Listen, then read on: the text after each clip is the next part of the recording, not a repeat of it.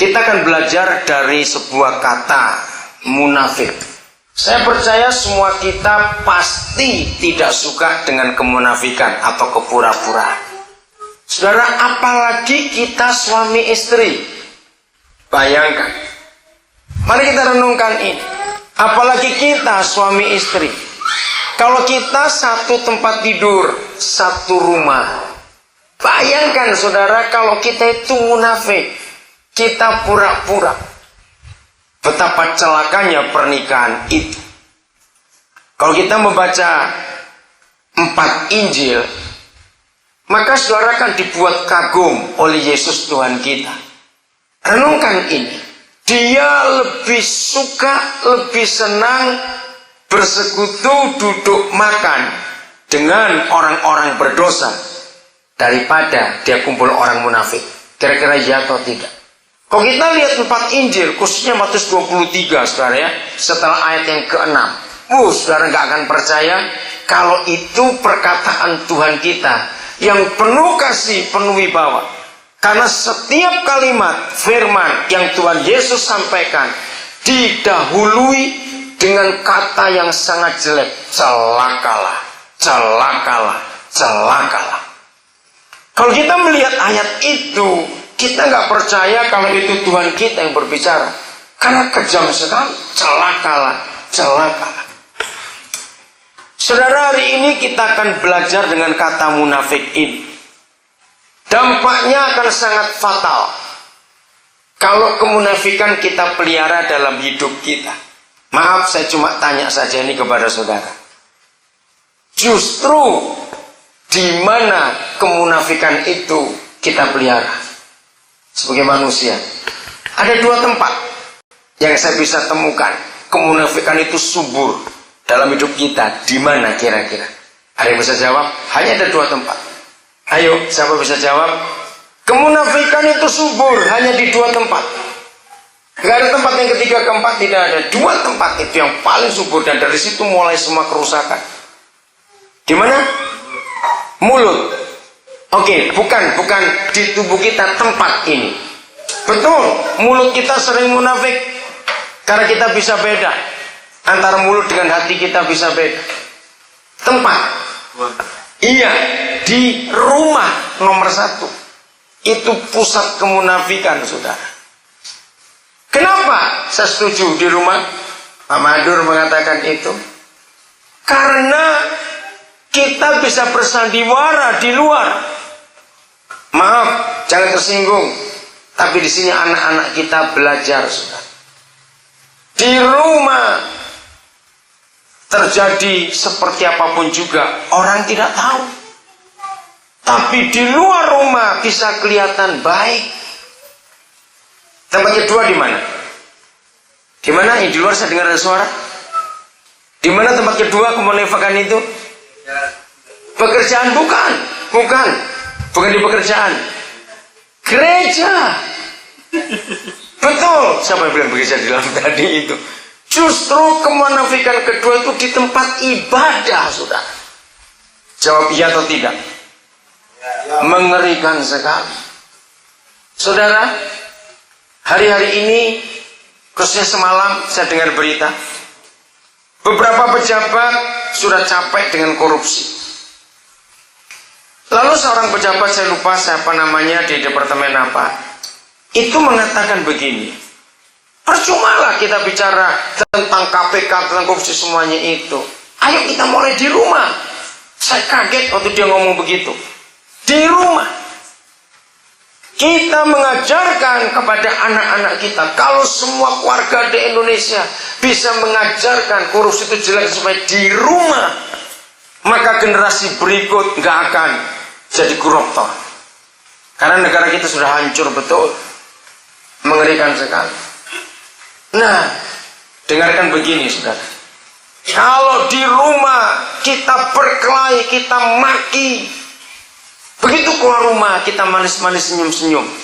Saya mau katakan kepada saudara, anak-anak kita muak lihat kita, saudara. Salah satu penyebab kenapa anak-anak kita nggak bisa respect, nggak bisa hormat kepada kita, karena kemunafikan yang di rumah ini. belajar hal yang sangat ngeri. Oh, begini cara hidup. Saya masih ingat tahun 76-78. Dalam 3 tahun itu saya rajin mengikuti pelajaran Alkitab di sebuah gereja di Surabaya. Pendetanya, gembalanya yang ngajar seorang dokter umum, namanya pendeta Yusuf BS. Nah, dia mengajarkan hal sederhana dan saya simpan sampai hari ini. Dia berkata begini, bahwa salah satu penilaian hidup seorang pendeta itu bukan di mata jemaat, tapi di mata anak-anak dan di mata istrinya, kalau pendeta itu pria. Saya masih remaja waktu itu, saya belum pernah mengerti kenapa dia berkata seperti itu. Sebagai seorang pemuda, saya belum mikir menikah juga tahun itu. Kenapa? Lalu begini kata pendeta Yusuf, kalau seorang hamba Tuhan, waktu dia melayani atau waktu dia lagi khotbah, anak-anaknya semangat mendengarkan khotbah bapak, dan anak-anaknya selalu bertanya. Kalau sudah lama papanya nggak khotbah, anaknya tanya, kapan papa khotbah lagi? Maka kemungkinan besar hamba Tuhan itu bisa dipercaya. Saya nggak ngerti waktu itu sampai diterangkan. Kira-kira sudah ngerti maksudnya? Kalau seorang anak hamba Tuhan sampai tidak mau mendengarkan bapaknya sendiri khotbah, kira-kira kenapa? Ya munafik tadi itu lagi. Karena di rumah dan di mimbar beda. Anaknya nek melihat itu. Yang kedua, pendeta Yusuf berkata, tanya istrinya. Waktu dia khotbah, istrinya nunduk kepala terus atau semangat mendengarkan? Yang ketiga, suruh tanya pembantu rumah tangganya, kalau pendeta itu punya pembantu. Saudara, kemunafikan itu hal yang sangat jahat. Kenapa Tuhan Yesus mengajarkan keterbukaan? Karena kemunafikan gak bisa disembunyikan. Kalau ada orang hidupnya terbuka, gak ada. Maaf, saya cuma cerita ini. Mungkin ada di antara saudara yang di Nabire ini sempat bertanya. Karena prinsip ini yang kami pakai. Saudara, jauh sebelum saya di Nabire, terima kasih Bapak Kadep Agama, kita sudah ketemu lama di Biak, baru ketemu lagi hari ini. Ternyata suara bagus juga.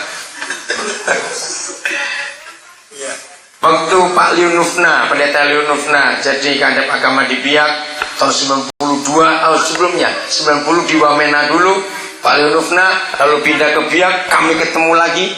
Jadi Pak Leonufna itu sudah kenal pesat dari tahun 90 waktu jadi Kadep Agama di Wamena sampai ke Biak. Nah ternyata sekarang maaf saya merasa salah betul, di Nabire baru ketemu hari ini Kadep Agama saya sendiri. Maaf untuk itu. Saya lanjutkan.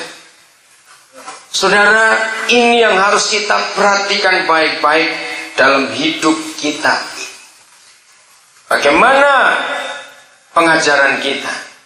Nah, mungkin ada di antara saudara orang Nabire bertanya begini, mengapa semua kami dalam tim pesat ini, saya selalu mengajar itu tinggal rame-rame, tinggal bareng-bareng. Kenapa? Itu dari awal. Kenapa? Supaya nggak ada kemunafikan dalam hidup kami kalau kami tinggal bareng-bareng. Tanya kepada beberapa keluarga yang pernah tinggal dengan kami suami istri, kalau kami ribut ya mereka dengar kami satu rumah. Ada apa-apa nggak bisa disembunyikan karena satu rumah. Di semua tempat saya pelayanan, saya nggak tahu Nabire ini provinsi keberapa, saya pernah melayani di Sumatera, di Sulawesi, di Timur. Saya selalu mengajarkan anggota tim, ayo tinggal bareng-bareng. Saya meyakinkan mereka pertama-pertama itu, ayo. Nah, sekalipun sekarang seperti antara keluarga Pak Rumbekwan, Pak Madur, Pak Kesnino, Pak Utubesi yang ada di Kalibobo, walaupun mereka itu rumah sendiri-sendiri, tapi semuanya berjejer. Dan gak ada rahasia lagi. Yang paling banyak keluarga itu di Kota Lama, di Penjunan. Itu 6 keluarga jadi satu dengan anak-anak.